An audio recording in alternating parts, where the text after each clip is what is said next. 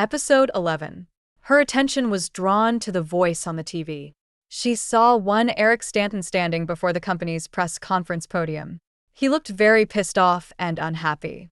A shiver ran through her body, for even he was a scary man when he was angry. A human force to be reckoned with he was. Not many in the human world would go up against him. What he said next shocked her. He was talking about her, that she had been kidnapped.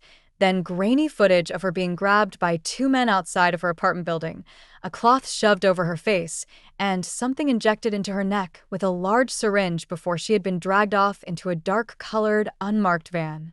It was clearly her. She recognized the clothes she was wearing, although now her white chiffon blouse was filthy dirty, ripped and blood-stained, as was her light pink pencil skirt. The stockings she was wearing were laddered and holey, and her once neat French rolled hair was now hanging loosely about her, in a blood-stained and messy state. The screen flashed back to Eric. More anger could be seen in his expression. "I believe I know who took Miss Freeman. I have provided the details to the federal police, and an investigation is underway at this very moment."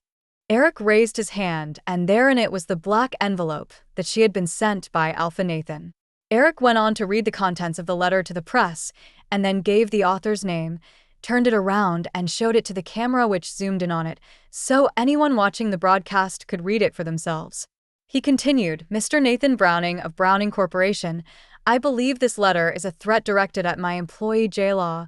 I am informing you that I have used my skill and authority as a prosecutor to make it known that I believe you are the #1 suspect in her KG, that you have taken her against her will, and when I find out the truth, and I will, my entire team will be coming for you and your corporation. No harm must come to Miss Freeman, and you will return her at once. Do not orphan her 3 children. Thank the goddess for Eric Stanton and his damned stubborn streak. The man thought he was untouchable and therefore could say what he liked when he liked. For once, she was glad he was not only her boss, but a familiar person to her. She couldn't be more happy about his need to control everything and everyone around him and take charge attitude. She was going to hug him if she ever got back to work. J-Law also sent up a silent prayer to the goddess that she had not had the presence of mind to pick up that letter when she left. She hadn't left it on purpose. She had simply left her office in a state of fear and distress that she had not thought to pick it up. Now here was Eric using that letter as evidence, and he had hit the nail right on the head. She was exactly where he thought she was, and with who he claimed had her.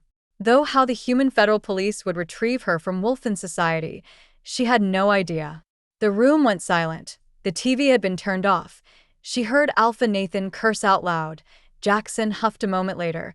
They were all talking via their mind link about what she didn't know, probably what they needed to do about the press conference. J-Law was curious, but would just have to stand and wait. Her tears had stopped falling with the hope that Eric could save her. She had worked for him her whole career. She'd interned at his law firm the entire last 2 years of her degree, never allowing the pregnancy or the birth of her triplets to interfere in her work.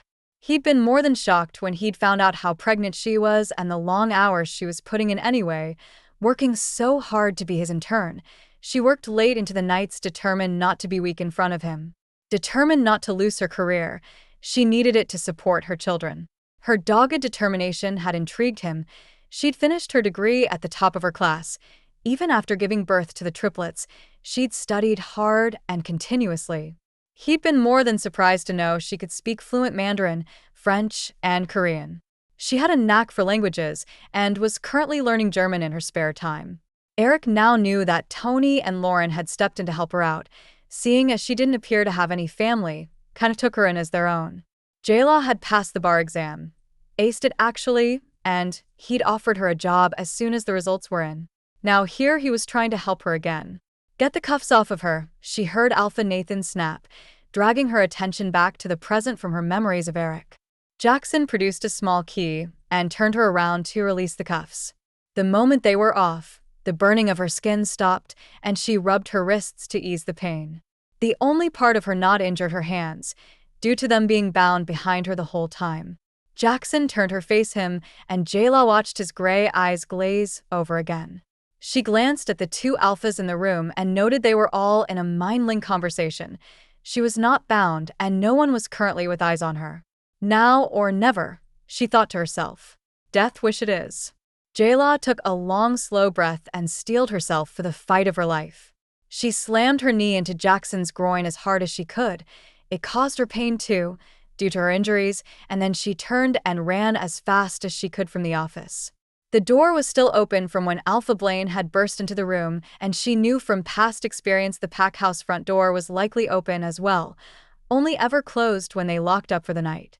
She ran as fast as she could for the front gates, praying they were still open. Full story is available at novelpalace.com. Click the link in the comment section to get it free.